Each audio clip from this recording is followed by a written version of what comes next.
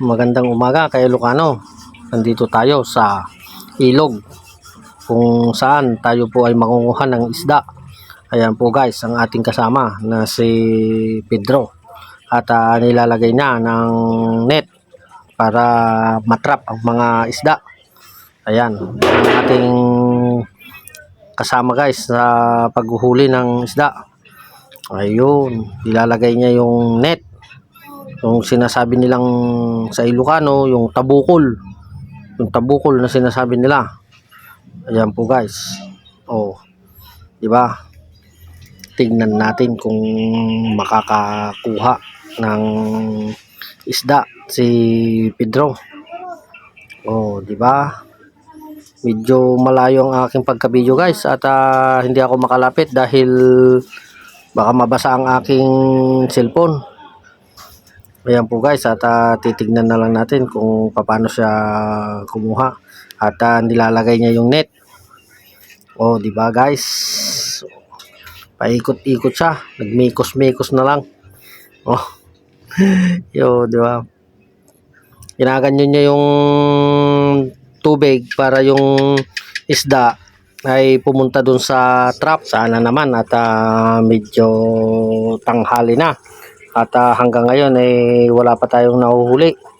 Ayan po guys at tinitignan na niya yung yung kanyang net kung may laman. Kung mayroong nakuha. Ayan, binabaybay niya ang kanyang net na nilagay. Oh, di ba guys?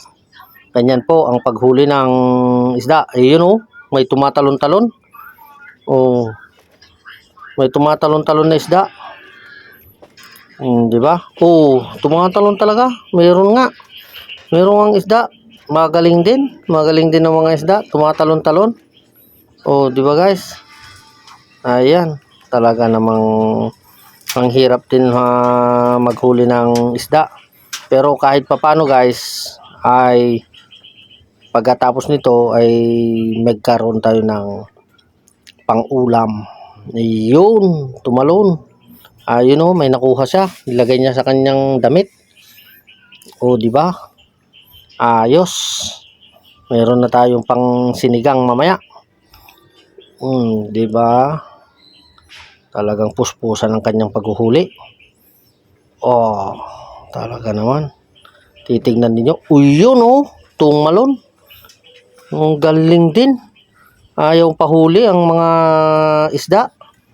Magaling din kahit papano talagang mayroon ding alam na alam niya kung mahuhuli na siya o hindi. O di ba? Malaki-laki na rin 'yon. Ayun oh. Ayun, may nahuli nga siya. Oh, yun oh. Ayun oh, binato niya. Dahil wala siyang lagayan at ibinato niya dun sa kanyang kasama. Ayan, di ba? Ngayon po guys at uwi na tayo guys at tanghali na at magluluto pa tayo. Bye-bye!